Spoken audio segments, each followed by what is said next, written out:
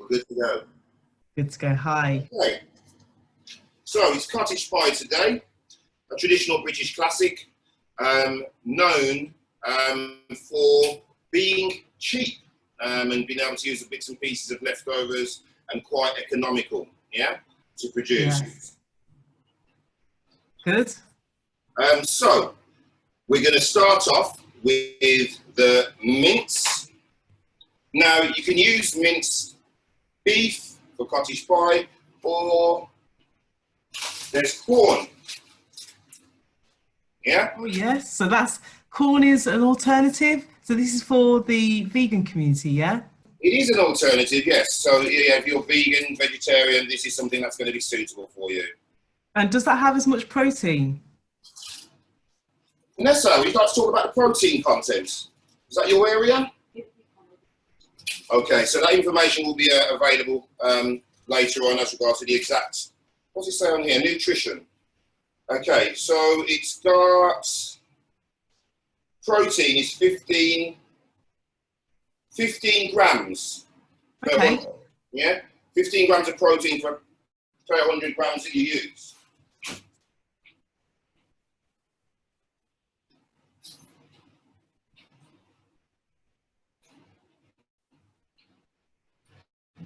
Okay, so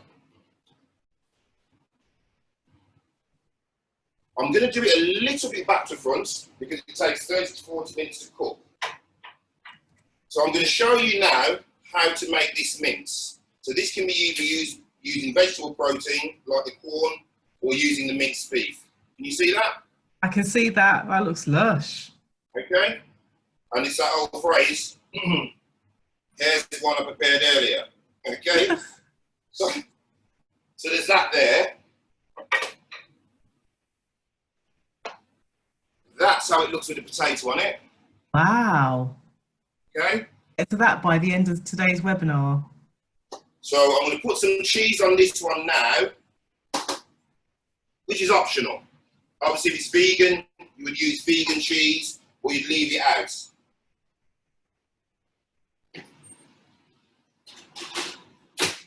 Okay, so let's get back to cooking of the mince. So what's that you're pouring? Putting some olive oil in. Let's go through all the ingredients. We've got olive oil there. We've got beef mince here. Yeah. I've got some onion here. Now what I've done is I've done a little bit more rustic today. So there's some nice chunky pieces. Yeah. Dare I say it, Jamie Oliver, yeah? Okay. So onions, carrots, celery. Wow, yeah. Garlic. Yep. A little plain flour. You'll see where that comes in later. Tomato puree. Uh-huh. This is some red wine. Okay, yeah.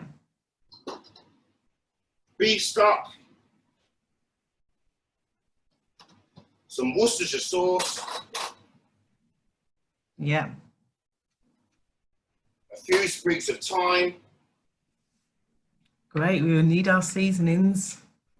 2 bay leaves. Great. Some mashed potato, which I prepared earlier, which you can do vegan, yeah? Yeah. And those are the ingredients, and I've got a little bit of cheese there, should we want it, yeah?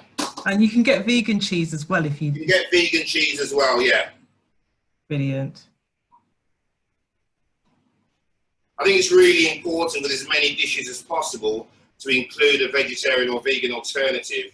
There's so many substitutes out there that you can use. There really is no excuse. There's even vegetarian versions of steak, believe it or not. Wow.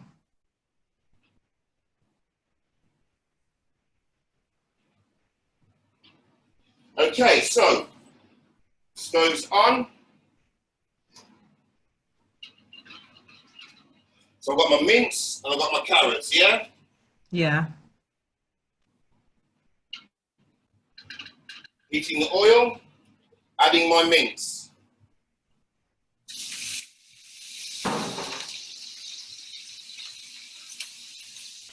So remember everybody, if you have any questions, just ask any questions. Okay.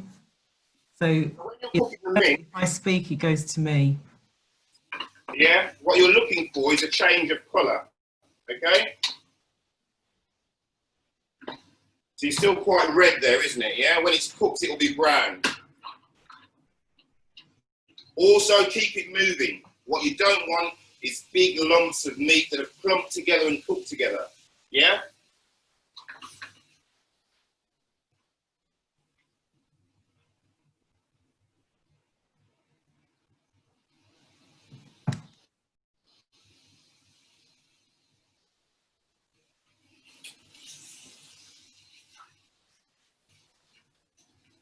Thanks for the feedback, Sharon. I've spotlighted the video now. What did I miss there? Right, it's just a comment from one of the panel, from one of the attendees about the camera. Okay.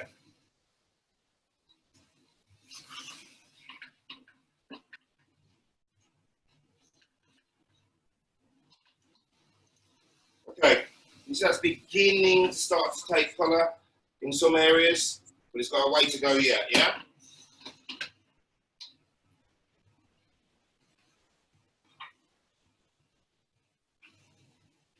So we should be doing this, cooking it for approximately how long?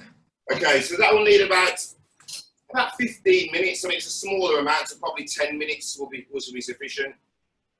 But while that's taking care of itself, yeah, this is another version, yeah, which I've used a sweet potato and Irish potato blend to cover the cottage pie.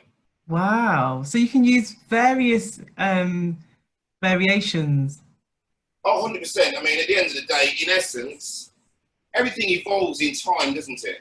And classically, back when cottage pie and shepherd's pies first came about, sweet potato was so readily available.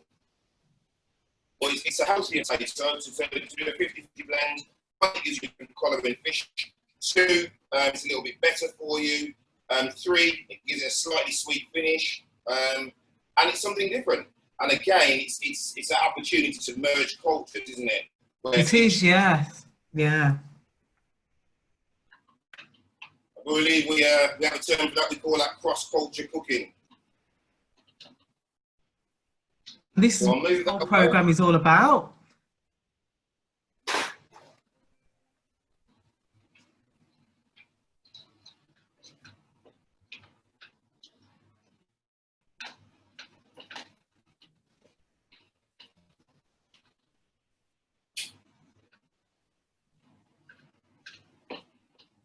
Okay, so I'm going to add my carrots first,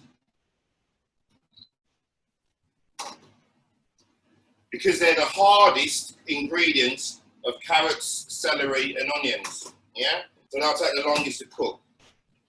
So I'm getting those in there now with the mince to give them that little bit of a head start. Yeah. Yeah. So do all cottage pies have carrots in them?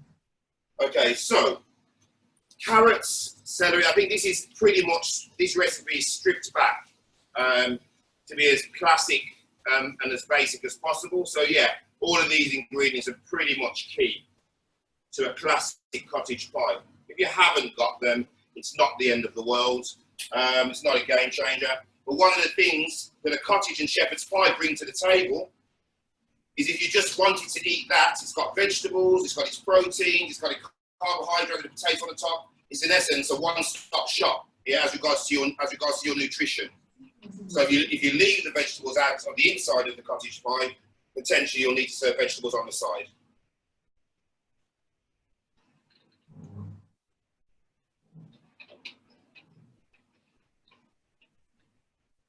Okay, just to let you know that cottage pie is in the oven. It's at 220 degrees. Yeah, I'm expecting that to be done in about another 20 to 25 minutes. We make a note of that, controller, please. Producer. Brilliant. And would you suggest that this would feed a family of how many?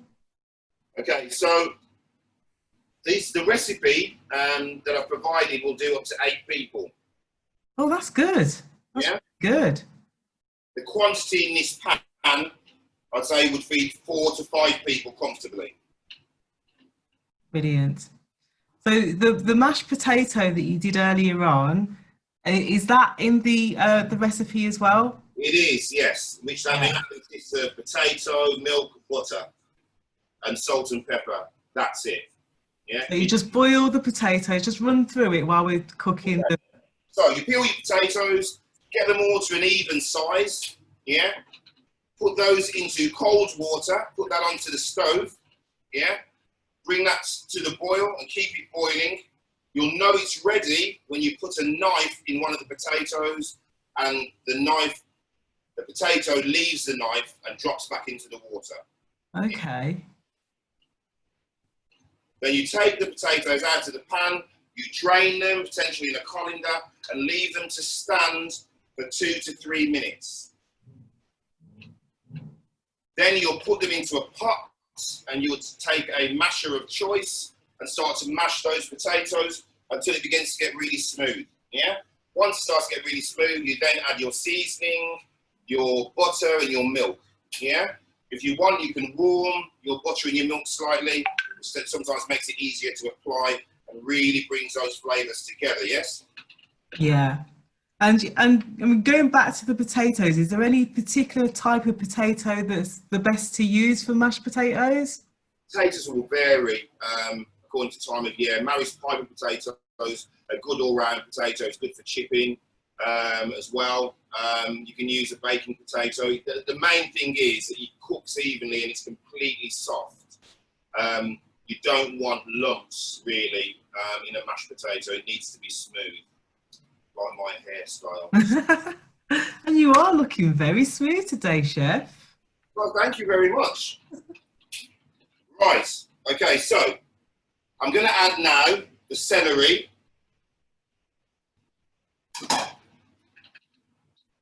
You see that? So we've got the carrots and the celery in there now. Oh yeah, that looks lovely.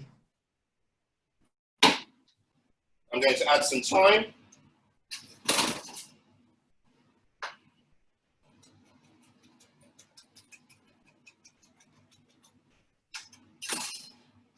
I just love the way you do those chopping skills like that. Like that. If you haven't got fresh thyme, if you've got your seasoning packs, there's dry thyme available for you to use instead. Yes? Great. So everybody should have received their seasoning packs. I know there have been some late starters that have only just received their packs, but hopefully everybody should have received their packs, received their kits, and logged on. Are you all logged in now? Just put the answer in the chat. I've got the onions in there now. You see that? Yeah, I can see the onions. I'm going to give that about 3 minutes. Yeah. Then I'm going to add my Worcestershire sauce and my red wine and my stock.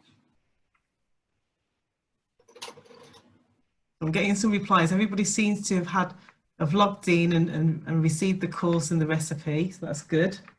Okay, good. So, okay, so this is some garlic here now. So I'll put that in after the onions, but it's sliced very thinly.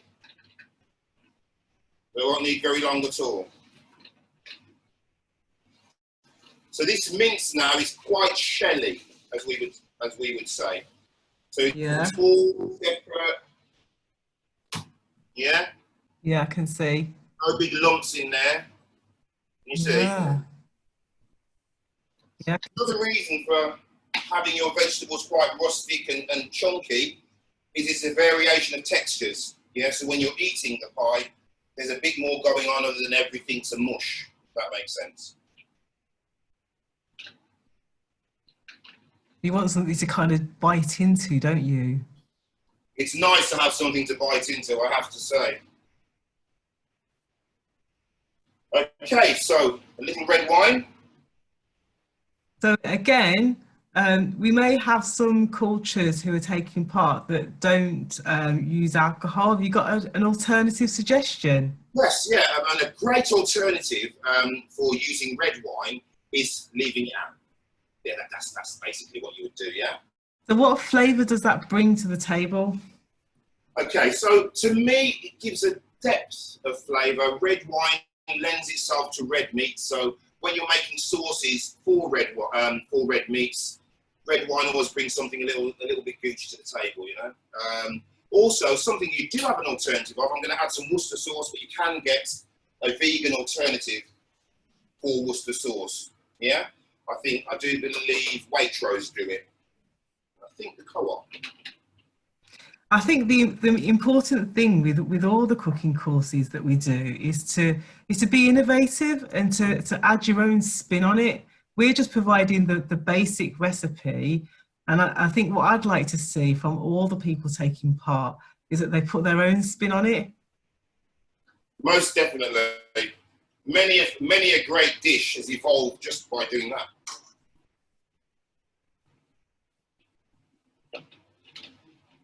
So just going back to the online portal.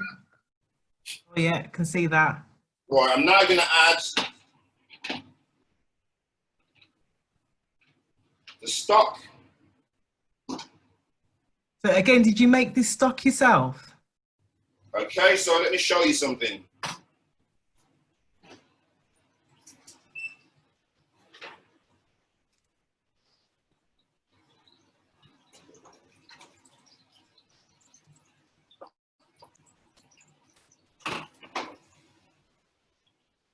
Wow, what's that? Okay, so what you got here are beef bones. Okay, Yeah. this is a stock that I'm starting for the weekend for my roast dinner on a Sunday here at the restaurant. But yeah, this is what we do to make a beef stock. We roast the bones off.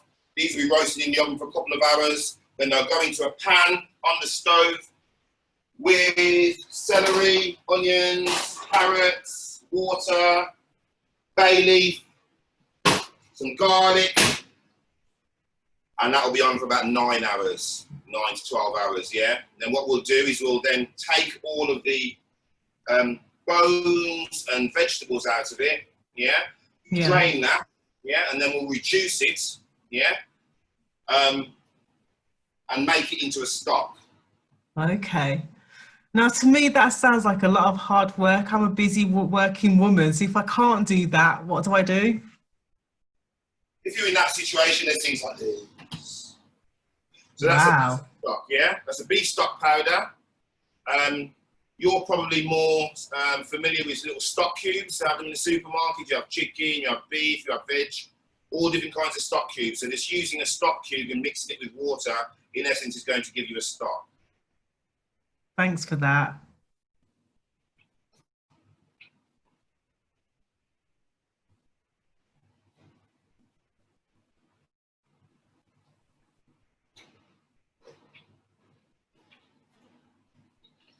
Okay, so that's just simmering along nicely. I'm just asking the attendees who have logged into the portal, if you are experiencing any technical difficulties or you need technical support, all you need to do is email the thisismycitybirmingham@gmail.com email address. So just email that and we will get back to you as soon as possible. We are working on some more instructional videos as well for people who are finding it difficult to navigate the portal as well. Okay, so this is the next stage that we come to, yeah? So once your mince, whether it be vegetarian or vegan or beef, once your stock has reduced down, it's beginning to start to thicken a little bit. Obviously, we've still got to add some tomato puree and the flour, which will help it come together. You'll end up with this, okay? Yeah. All right, so if you imagine, so now we've got to put the potato on top of that, yeah? Yeah. There's nothing more difficult than trying to put potato that's cold onto a hot pie filling.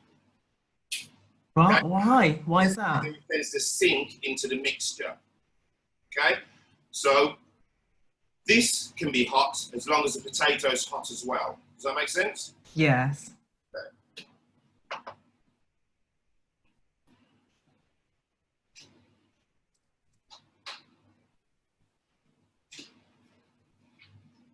mashed potato.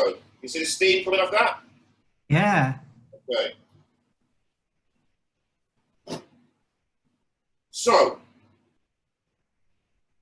take your potato to top it, and you put it around the edges first. You see what I'm doing there? You see? Yeah. See, I would have just plonked it on. Okay. You'll see why this is important in a moment.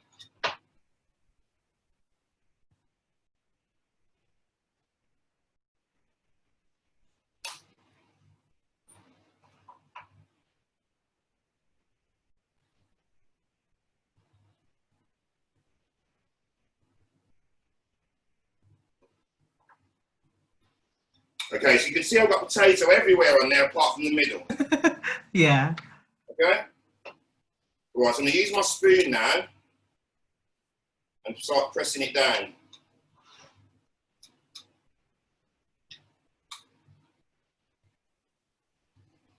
I'm now going to add a little bit in the middle, but I won't need much because most of it's now filled. Yeah, it's smoothing over. The reason why you start on the outside and not in the middle going out is because you start in the middle, the filling or what's inside will then start to come around the edges. By sealing the edges, you stop the filling from escaping, if that makes sense. That's a really good technique.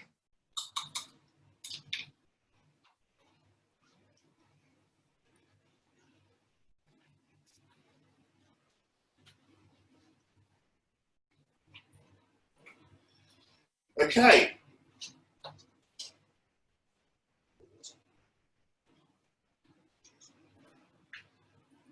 Okay, so it's beginning to look more like a pie now, isn't it? It is.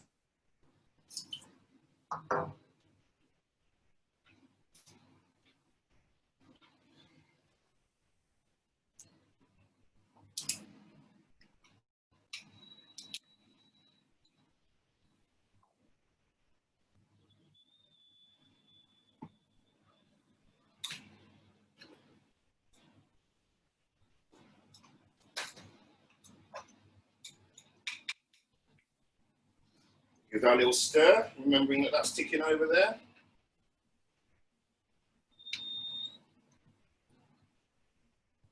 It's great. This is so simple. Okay. So, if you look at that there now. Yeah, lovely. Okay. So what we want to do now, using the back of a spoon that's wet.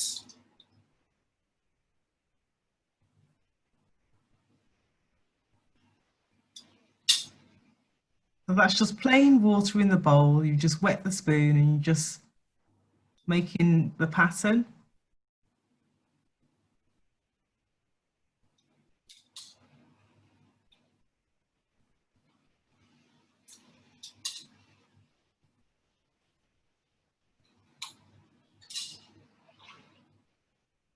Oh, that's lovely. Yeah. Wow, how creative. That's really good. Yeah, with or without herbs. This is your product then that you would then put in the oven. Yeah? Yeah. Get it? Vegetarian or minced beef. Okay, coming back to my filling.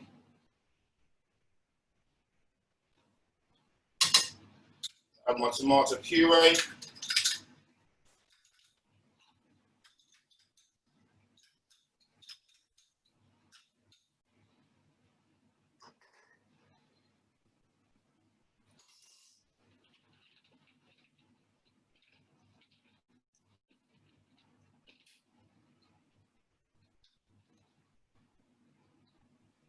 Okay, so your flour, Yeah. sprinkle that in that mixture just to thicken it basically, yeah? And any flour, is that just plain flour?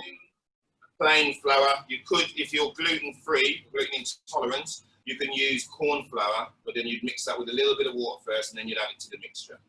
Okay, brilliant. These recipes are so old and so classic. This was before corn flour. Flour was something that was always available.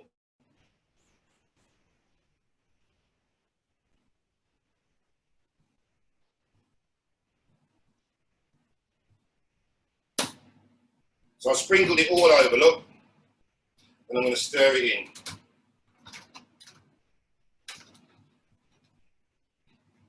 Right, you know, I'm feeling hungry again already.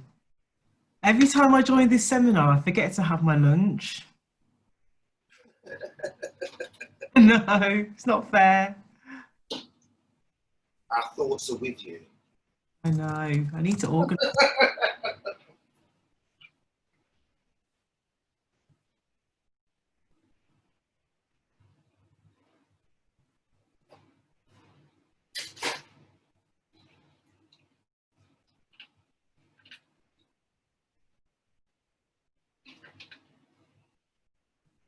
Okay, so that, guys, is your cottage pie filling completed.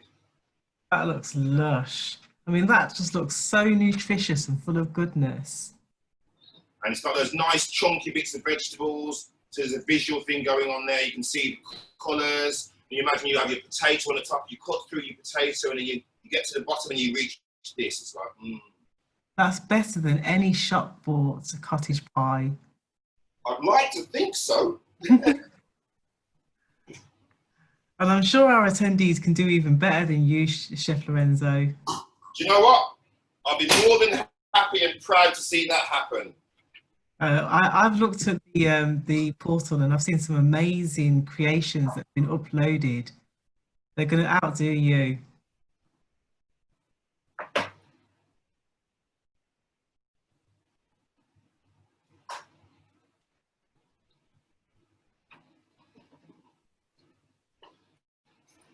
Okay, and I believe the saying goes, here's the one I made earlier. Brilliant. What are you sprinkling on top of it? Fresh thyme. Oh, wow. Here, ladies and gentlemen, is cottage pie. Brilliant. Just hold it up a bit so we can see it. Oh, wow. That's gorgeous.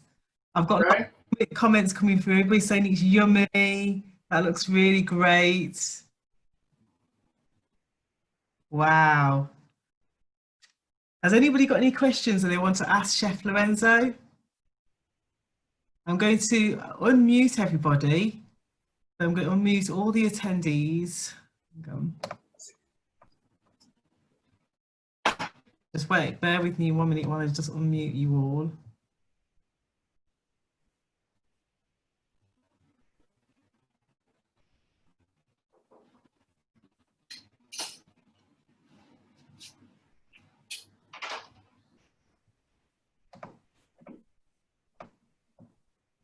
Okay, for serving suggestions, you can have some green peas on the side. If you wanted an additional pot of gravy, you could have that. Yeah, but pretty much it should be a one-stop shop. Everything you need is there. Right then, so can everybody say thank you to Chef Lorenzo? Thank you. You're welcome. Thank you for joining us. Without you, there'd be no show. Thank you. Okay.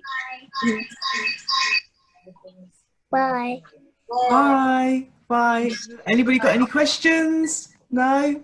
Oh, I've got a question, Lorenzo. It says, how long have you been a chef? How do I do my hair? No, how long have you been a chef? Oh, okay. I'm obsessed with my hairdo today, aren't I? You are, aren't you? I've been a chef